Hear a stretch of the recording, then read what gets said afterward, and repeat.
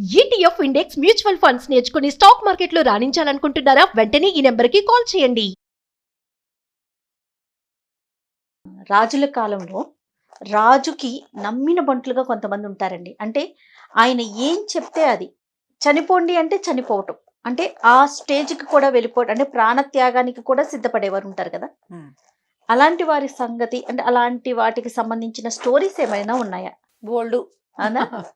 చాలా. మనకి తర్వాత కాలంలో కూడా శివాజీకి నమ్మిన బంటని, తర్వాతేమో రాణా ప్రతాప్‌కి నమ్మిన మన చరిత్రలో కూడా ఉన్నారు జయ అట్లాంటి వాళ్ళు. నమ్మిన బంటుగా ఉండి, రాజునే సేవించి, అతని కోసం ప్రాణత్యాగానికైనా వెనుదీయని వెనకాల ఉండే శూరులు ఎంతమందో మనకు చరిత్రలో కూడా చాలామంది కనిపిస్తారు. కథా సరిసాగరంలో మంచి మంచి కథలు ఉన్నాయి జయ.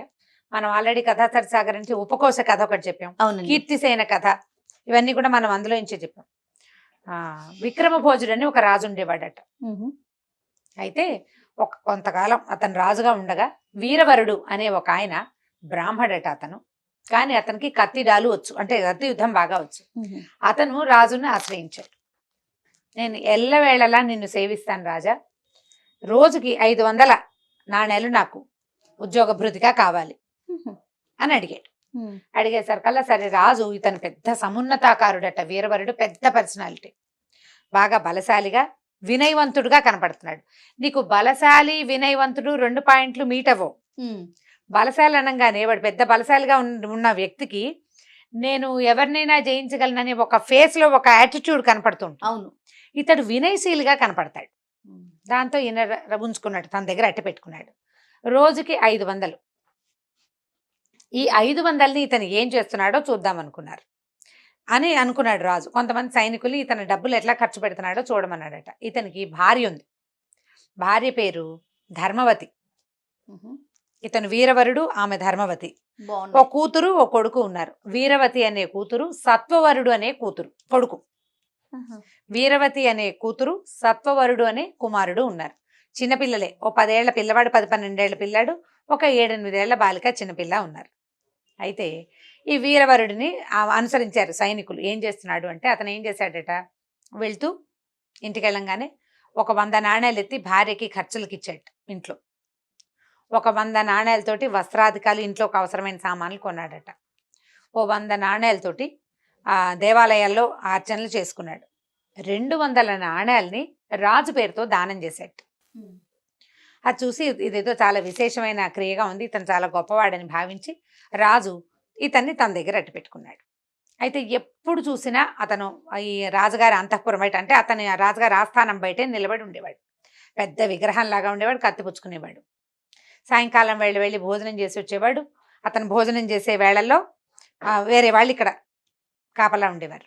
రాత్రంతా ఇక్కడ ఉండేవాడు. హ్మ్. తెల్లవారుజామున మళ్ళీ డ్యూటీ దిగి ఇంటికి వెళ్ళేవాడు డబ్బులు పుచ్చుకుని. భోజనాధికం ముగించుకుని కొంచెంసేపు నిద్రపోయి స్నానం సంధ్యా తెముల్చుకుని భోజనం ముగించుకుని మళ్ళీ 10-11 గంటలకు మళ్ళీ రాజుగారి సేవకు వచ్చేసేవాడు. చాలా కాలం గడిచిందట. ఒకనాటి రాత్రి ఏమైందట, బ్రహ్మాండంగా వాన పడిందట. మేఘాలు ఉరిమేస్తున్నాయి, అసలు మామూలుగా లేదు, గర్జనలతోటి భయంకరమైన ప్రచండమైన వాన పడింది. అయితే రాజు భోజనం చేసి బయట ఎవరున్నారో చూడడానికి, ఎవరు అక్కడ అంటే నేను వీరవరుణ్ణి ఉన్నానని సమాధానం చెప్పాడు. రాజుగారు పడుకున్నాక ఓ 2-3 గంటలకు పెద్దగా పిడుగుపాటు పడి మెలకు వచ్చింది ఈయనకి. రాజుకి మెలకు వచ్చి ఏం చేశాడు, మళ్ళా కేకేశాడు. ఎవరున్నారంటే వాన పడుతున్నా నుంచునే ఉన్నాడు అతను. నేను వీరవరుణ్ణి నుంచున్నానని చెప్పాడు. 2 సార్లు లేచాడు రాజు రాత్రి. ఆ 2 సార్లు అతను మెలకుగానే ఉన్నాడు. వీరవరుడు మామూలుగా వాన పడుతుంటే ఏంటి, ఏం ప్రమాదం వస్తుంది అని మునగ తీసుకుని ఒక మూల కూర్చుంటారు ఎవరైనా, చలేస్తుంటుంది, నిద్ర పట్టేస్తుంది చలికి. కానీ ఇతను పడుకోలేదు, అసలు కూర్చోలా, నుంచున్నట్టే ఉన్నాడు. ఇంతలో ఏమైందట, ఈ వీరవరుడు రాజు ఇద్దరు ఒకరితో ఒకళ్ళు మాట్లాడుకుని ఎవరు అని ఈయన అడిగినప్పుడు నేనున్నానని అతను చెప్పిన మరుక్షణంలో ఒక స్త్రీ దుఃఖం, ఏడుపు వినపడుతుంది. ఒక ఆడ మనిషి ఎవరో ఏడుస్తుంటే ఇతను అన్నాడు, వీరవరా ఎవరో ఏడుస్తున్నారు చూసిరమ్మన్నాడు. ఎవరినైనా చూడమన్నాడు. ముందు ఇక్కడ ఎవరు లేరు ప్రభు, వాన కదా, నేనే వెళ్ళి చూస్తానని కత్తిపుచ్చుకుని వీరవరుడు బయలుదేరాడు.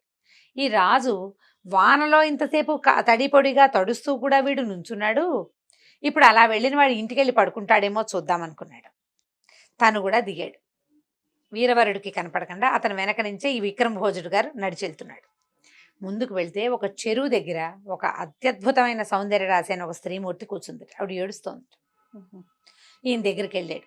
ఆవిడ బోళ్ళంత అలంకారం, త్రిశూలం కూడా ఉంది ఆవిడ పక్కన, చాలా అలంకరించుకుని ఉంది. ఏమమ్మా ఏంటమ్మా ఇంత సర్వాలంకార శోభితగా ఉన్నావు, ఎందుకు ఏడుస్తున్నావు అని అడిగితే, అయ్యా నన్ను భూదేవిగా తెలుసుకో, నేను భూదేవిని. ఇప్పుడు నా భర్త విక్రమభోజుడు, ఇప్పుడు ఈ సామ్రాజ్య లక్ష్మికి ఆయనే కదా రాజు. ఎవరైతే రాజో వాడే భూభర్త, భూమికి భర్త ఆ ప్రాంతానికి. నా భర్తకి 3 రోజుల్లో మరణం ఉందయ్యా, ఇంత చక్కటి భర్త మళ్ళీ లభిస్తాడో లభించడో అని దుఃఖిస్తున్నాను అంతే అని చెప్పేసరికి ఈయన అన్నాడు, అయ్యో అదేమిటమ్మా, రాజుకు మరణం ఏమిటి, ఆయన పూర్ణ ఆయుష్కుడుగా ఉండాలి, చాలా ఆరోగ్యవంతుడు, ఏ ప్రమాదము లేదు, ఏ శత్రువుల దగ్గర నుంచి ఏ రాకడా లేదు, ఆయన పిన్న వయస్కుడు, పెద్దవాడు కాదు, మరణించడానికి వృద్ధాప్యమో అనారోగ్యమో ప్రమాదమో లేకపోతే యుద్ధమో ఉండాలి, ఏవీ లేవు ఇక్కడ ఏం లేవు, ఏమి జరగదమ్మా అట్లా. అంటే కాదు, నాకు తెలుసు, నాకు ముందే తెలుస్తాయి, నేను భూదేవిని, దైవాంశ సంభూతని నాకు తెలుసు, 3 రోజుల్లోనే ఇతనికి మరణం ఉంది, అందుకని దుఃఖిస్తున్నాను. ఇతని కుమారుడు రాజైనా అతను విక్రమభోజుడు అంత సమర్థుడు కాకపోవచ్చు, వాడు ఎప్పటికి పెద్దవాడు అవ్వాలి, ఎప్పటికి సమర్థుడు అవ్వాలి, అంతకాలం నేను అనాథగా అయిపోతాను భూమిని నేను అంతే. అనేసరికల్లా వీరవరుడు బాగా అడిగాడు ఆమెని, అమ్మా అలా కాదు, ఈ ప్రమాదం నుంచి తప్పించుకోవడానికి ఏదైనా ఒక పరిష్కారం ఉంటే చెప్పు, ఏదో ఒక పరిష్కారం. అంటే పరిష్కారం ఉంది నాయనా, నన్నెవరు చూసి నన్ను ప్రశ్నిస్తారో వాడి కుమారుణ్ణి గనక బలిస్తే రాజు బతుకుతాడు. నువ్వు వచ్చావు, నన్ను అడిగావు, నీ కొడుకుని బలిస్తావా రాజు కోసం, ఇంతేనా అన్నాడు. ఇంతేనా, పిల్లాన్ని బలివ్వటం ఏం కష్టమమ్మా, రాజు శతవిధాల బతికి ఉండవలసిన వాడు, శతవసంతాలు బతికుండాలి, రాజు బతికితే రాజ్యం బతుకుతుంది, రాజ్యం సుభిక్షంగా ఉంటుంది, రాజు కోసం నా కొడుకు ఏమిటి, నన్ను ఏం చచ్చిపోమన్నా చచ్చిపోతాను అంటే. అయితే తెల్లవారుజాము లోపల ఇప్పుడు అర్ధరాత్రి అంటే 3 గంటలు అలా అయింది, తెల్లవారే లోపల ఈ నగరానికంటే ఇప్పుడు రాజుగారి కోటకి కుడివైపుగా చెరువు దగ్గర ఇవిడు కూర్చుంది, ఎడం వైపున ఒక చండికాలయం ఉంది, ఆ చండి ఆలయంలో నీ కుమారుణ్ణి తీసుకెళ్లి బలిచ్చేసి రాజుకు ప్రమాదం తప్పిపోతుంది అని చెప్పి ఈయన ఏం చేశాడు, రాజుగారు నిర్ఘాంతపోయాడు, వెనకాల నుంచున్నాడా, మొత్తం వింటున్నారు. అయ్యో ఇదేమిటి, ఈవిడ భూదేవి ఏమిటి, పిల్లాన్ని చంపేయమని చెప్పటం ఏమిటి, ఇతను ఒప్పుకోవటం ఏమిటి. ఒప్పుకున్నాడు. ఆయనకు రోమాంచం, శరీరం అంతా నుంచుంటుంది అనమాట, ఏమంటారు హెయిర్ ఎరెక్ట్ అయిపోయింది, భయానికి ఆశ్చర్యానికి అన్ని విధాల రకరకాల భావాలు కలుగుతున్నాయి. అయితే ఇంటికి వెళ్ళాక వీరవరుడి ఆలోచన మారుతుందేమో చూడాలి, భార్య ఒప్పుకోవద్దు, పిల్లాడు ఒప్పుకోవద్దు. అందుకని సరే ఇతను ఏం చేశాడు, వీరవరుడు అమ్మా నువ్వు ధైర్యంగా ఉండు, నువ్వు చెప్పిన పని చేస్తానని గబగబా ఇంటి వైపుకి నడవటం మొదలుపెట్టాడు. రాజుగారు కూడా మెల్లిగా దాంకుంటూ వెనకాల వెళ్ళాడు. ఇతను ఇంటికి వెళ్ళి తలుపు తీశాడు. తీయంగానే భార్య బయటకు వచ్చింది. ఈ టైంలో వచ్చారేమిటి, ఇంత వానలో తడుస్తూ ఎందుకు వచ్చారు, రాజు క్షేమంగా ఉన్నాడు కదా అని అడిగింది. అడిగేసరికల్లా రాజుకు క్షేమమే, రాజు క్షేమం కావాలంటే కుమారుణ్ణి బలివ్వమని భూదేవి ఆజ్ఞ, ఏమంటావన్నాడు. అనేందుకేముంది, బలివ్వటమే అని చెప్పిందట భార్య. మన కుమారుడి కంటే రాజు గొప్పవాడు కదా, రాజు ముఖ్యం, అతను ఉంటే ఎంతమంది కుమారులను రక్షిస్తాడు అని చెప్పి పిల్లాడు నిద్రపోతున్నాడని నిద్ర లేపింది. నిద్ర లేపితే ఈయన అడిగాడు, సత్వవరా నిన్ను బలివ్వాలి, రాజు క్షేమం కోసం నిన్ను బలివ్వమని భగవంతుడు ఆజ్ఞ అంటే తప్పకుండా తండ్రి వెళ్దామన్నట్టు. 11-12 సంవత్సరాల పిల్లాడు తీసుకుని బయలుదేరాడు. పిల్లాడిని ఏం చేశాడు, ఆయన చాలా సంతోషించి, నాలాంటి రాజభక్తి నీకు కూడా ఉన్నందుకు నేను చాలా సంతోషిస్తున్నాను, ఇంత చక్కని కుమారుడిని భగవంతుడు నాకు ఇచ్చినందుకు నా జన్మ ధన్యం అయిపోయిందని పిల్లాడిని ఎత్తుకుని భుజం మీద కూర్చోబెట్టుకున్నాడట. వానలో నడుచుకుంటూ వెళ్ళాడు. ఈయన భార్య అయిన ధర్మవతి, కుమార్తె 7-8 సంవత్సరాలున్న వీరవతి కూడా వాళ్ళని అనుసరించారు, చండికాలయానికి వెళ్ళిపోయారు. రాజుగారు అక్కడ చూసిన సీన్కే నిర్ఘాంతపోయి ఇక్కడికి వచ్చాక ఇంకా తెల్లపోయాడు. ఇదేమిటి, భార్యకి భార్య పిల్లాడిని బలిచ్చేయమంటుంది, పిల్లాడు 12 ఏళ్ళ వాడు అమ్మో అనకుండా బలికి తయారైపోయాడు. అసలు వాడికి బలి అంటే తెలుసా, ఏం జరగబోతోందో వాళ్ళకి అర్థమవుతోందో లేదో ఈయనకి అర్థం కాలేదు రాజుకి. సరే బయలుదేరారు. ఈయన కూడా వాళ్ళ వెనకాల పడి నడవటం మొదలుపెట్టాడు. చండికాలయానికి చేరారు. తెల్లవారుజాము అవుతోంది. అక్కడి నుంచి చుక్కలు మెల్లిమెల్లిగా, వర్షం పడుతోంది కదా, ఏం కనిపించట్లేదు కానీ కొంచెం ఆకాశం తెల్లబడుతున్న సూచనలు వస్తున్నాయి. సరే వీళ్ళు వెళ్తే చండికాలయంలో దీపారాధనలు అవి వెలుగుతూనే పెద్ద భీకరాకారంతో నుంచునుంది చండిక, అమ్మవారు. అమ్మవారు చండి. ఈ చండి అంటే సాత్విక రూపం కాదు, ఉగ్ర రూపమే ఉంటుంది. ఈయన నమస్కారం చేశాడమ్మా, నా రాజు శతవసంతాలు ఆయురారోగ్యాలతో విలసిల్లుతూ ఉండాలని కోరికతోటి భూదేవి ఆజ్ఞతోటి నా కుమారుడైన సత్వవరుణ్ణి నీకు బలిస్తున్నాను అని చెప్పి కత్తి తీసి ఠాకామానికి పిల్లవాడి తల నరికేశాడు. పడిపోయాడు కింద. గంటలు గణ గణ గణ గణ మోగుతున్నాయట. చిన్న చిన్నగా ఉన్న దీపాలన్నీ హెచ్చుగా ఉజ్వలంగా వెలుగుతున్నాయి. ఈ చిన్న పిల్ల ఉంది, 8 ఏళ్ల పిల్ల, అతని తలని తల నరికేశాడు. తల దగ్గరికి వెళ్ళి కూర్చుని ఏడుస్తూ, అయ్యో అన్నయ్య నన్ను వదిలిపెట్టిపోయావా అని హార్ట్ అటాక్ లాంటిది వచ్చేసి ఆ పిల్ల కాస్త మరణించిందట. భయంతో దిగ్భ్రాంతికి లోనైంది, మెడ నరకబడింది. ఆ తల చూసేసరికి పిల్లలు బెదిరిపోతారు. భయంతో పిల్ల గుండె ఆగిపోయింది. పిల్లవాడు మరణించాడు, పిల్ల మరణించింది. ఈ ధర్మవతి భోరుమని ఏడ్చింది పిల్లని చూసుకుని. ఏడ్చి, నాథా రాజు రక్షింపబడ్డాడు, దేవి కూడా కటాక్షించింది, అందుకే గంటలు మోగుతున్నాయి, దీపాలు ఉజ్వలంగా వెలుగుతున్నాయి. కాబట్టి చూడు, చిన్న పిల్ల తన అన్న మరణాన్ని తట్టుకోలేక వాడిని అనుసరించి వెళ్ళిపోయింది. ఏమిటో కటికరాయిలాగా నా పిల్లల్ని అనుసరించలేకుండా ఉన్నాను నేను. ఒక పని చెయ్యి, నాకు ఒక చితి పేర్చు, రాజే మనకి ముఖ్యం, నువ్వు రాజును సేవించు, నేను నా పిల్లల్ని అనుసరిస్తాను. చితి పేర్చమంటే చండికాలయంలో నైవేద్యం పెట్టడం కోసం వంట చేస్తారు. వంట చెరుకుకి ఒక పక్కన కొన్ని కర్రలు అవి పెట్టున్నాయట. ఈయన ఏం చేశాడు, ఆలయం ప్రాంగణంలోనే ఆ కర్రలు 4 పేర్చి నిప్పంటిచ్చాడు దీపాలతోటి. ఆవిడ అగ్నిప్రవేశం చేసేసింది బిడ్డల కోసం. పిల్లల్ని అనుసరించి వెళ్తాను నేను అని చెప్పేసి ఆవిడ ఏం చేసింది, ఈ వీరవతి కూడా, ఈ ధర్మవతి ఆయన భార్య కూడా ఆ మంటల్లోకి ప్రవేశించేసింది. భగ భగ భగ మండిపోతున్నాయి మంటలు. కిక్కురు మంటలేదు ఆవిడ. నిశ్శబ్దంగా తన పిల్లల్ని తలుచుకుంటూ అగ్నికి ఆహుతైపోయింది. రాజుగారు చేష్టలు దక్కి నుంచున్నాడు. ఈ చంపేయటం ఏమిటి, ఆ చనిపోవటం ఏంటి, ఈ అగ్ని ప్రవేశం ఏంటి, ఆవిడ అడిగితే మాత్రం ఇతని చితి పేర్చటం ఏమిటి భార్యకి. అప్పుడు ఈ లోపల నుంచున్న వీరవరుడు నిశ్శబ్దంగా నిలబడ్డాడు కొన్ని క్షణాల పాటు. అమ్మా, రాజు క్షేమంగా ఉన్నాడు, ఇక ఏ శక్తి రాజుకి మరణాన్ని దగ్గరికి రానివ్వదు, ఎవ్వరూ ఏం చేయలేరు. కాబట్టి నా తలను కూడా నీకు సమర్పిస్తాను. రాజు మరింత కాలం ఆరోగ్యంగా ఉండేందుకు అవకాశాన్ని ఇవ్వు, నన్ను కూడా నైవేద్యంగా తీసుకో నా కుమారుడితో పాటని తన మెడ నరికేసుకున్నాడట. నరికేసుకోవటం ఏంటి, చండీ విగ్రహం నుంచి అమ్మవారు లేచి బయటకు వచ్చేసిందట. తల పడిపోగానే వెంటనే ఇవిడ బయటకు వచ్చింది. ఎంత గొప్పవాడివయ్యా నువ్వు, నీ ప్రాణత్యాగం వృధా పోదు అని అతన్ని బతికించింది. కోరుకో, నీకేం కావాలో.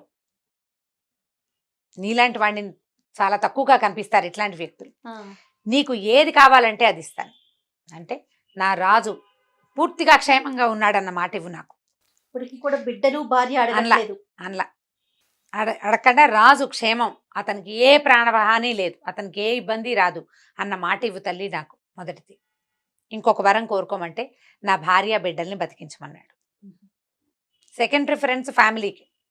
ఈ పిల్లలు తల్లి లేచి కూర్చున్నారు. మంటల్లో ఉన్న ఆవిడ మామూలుగా వచ్చేసింది, తల నరికేసిన పిల్లవాడు లేచాడు, గుండె పగిలి చనిపోయిన పాప లేచి కూర్చుంది. సరే, నలుగురు. ఇదంతా చూస్తున్నాడు రాజు. అమ్మవారు బయటికి రావటం, ఆవిడ అతని తల మళ్ళీ వెనక్కి అతుక్కోవటం, వీళ్ళందరూ లేచి రావటం, ఇదంతా చూసి అమ్మయ్య అని అనుకుని ఆయన ఏం చేశాడు, గబగబా వెళ్ళిపోయాడు వెనక్కి. ఈయన భార్యని పిల్లల్ని ఇంటి దగ్గర దింపి మళ్ళీ వచ్చేసాడు అంతఃపురం దగ్గరికి.